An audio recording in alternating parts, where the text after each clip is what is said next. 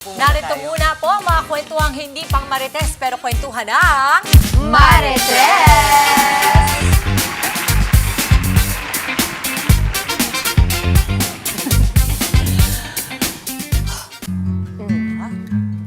Talaga naman. Work-life balance, totoo ba o myth lang? Pwede ako magpa-survey niyan dito Minsan, napapaisip ako kung ganito na ba talaga ang adulting. Pakiramdam ko, umiikot na lang ang buhay ko sa trabaho. Gigising, papasok, uuwi ng pagod, kakain, matutulog, tapos repeat. May sahod nga pero minsan wala ng energy para sa sarili, pamilya o hobbies. Pagdating ng weekend, pahinga lang ang gusto ko kasi ubos na ubos na. Gets ko naman na kailangan magsipag pero kailan nagiging ambisyon ang pagiging overworked. Sa mga okay ang work-life balance ngayon, ano yung pinaka-importanting boundary na ginagawa ninyo? O may binago ba kayo sa mindset ninyo? Dimples Roman. Ay, hindi pala! Akala ko ako! Sorry, oh my God! Akala ko ako nagsulat. Sorry po.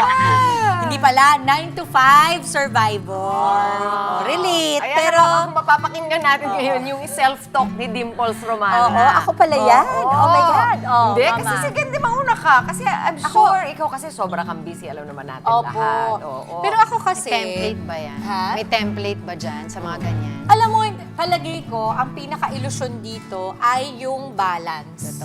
Hindi yan totoo sa akin, ma. I agree. Sa araw-araw, kailangan ikaw mismo ang mag-decide kung anong klaseng mindset meron ka.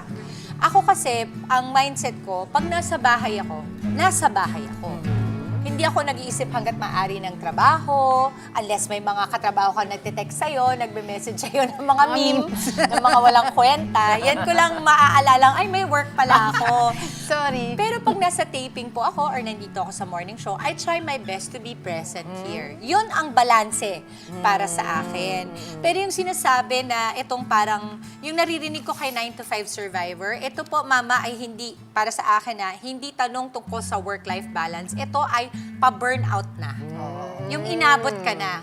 So, ang akin, well, boundaries in terms of, ikaw kasi magde-decide niyan mama. Pero mas sa akin, importante una sa una, parang sa akin, first aid kit ko kaagad. Kumbaga, mala CPR, pagka pa-burnout ka na, kasi ilang beses kong naranasan.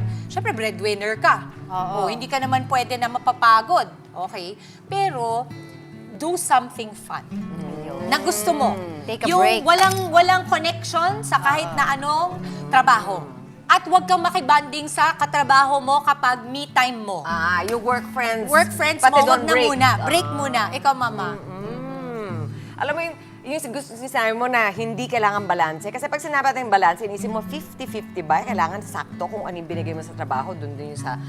Kung ganyan, iisipin mo, lalo kang masistress na parang, teka muna, parang 8 hours ako sa trabaho, dapat ganun din yung ibibigay ko sa sarili ko, tapos kailangan mo pantayan.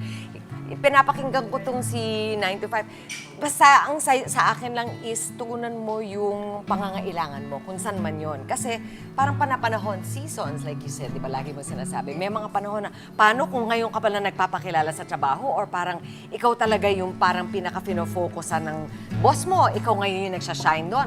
Ibigay mo lahat dahil yan ang time para mag-shine ka sa work. Pero pagkatapos, kung pagod ka na, mas kailangan ng konting time na magpahinga, less time to focus on work. Yun ang balance. Hindi kailangan 50-50. Parang tama. just pay attention to your needs. Ganun na lang. Ganun din naman ako, kasi may nabasa ko dati yung fallacy about work-life balance.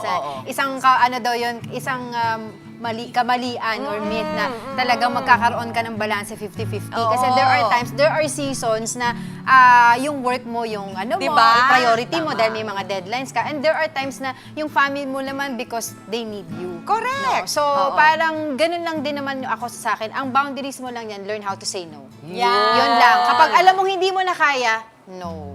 At meron ka mga non-negotiable with your family and with your work. Yan. Okay. Very Ganda, nice. mama. 9 to 5, kaya mo yan. Padayon. Mga kapatid, Dimples Romana po, maging maalam at may pakialam sa mga napapanahong issue at headlines. Mag-follow na po at subscribe na sa social media pages ng News 5.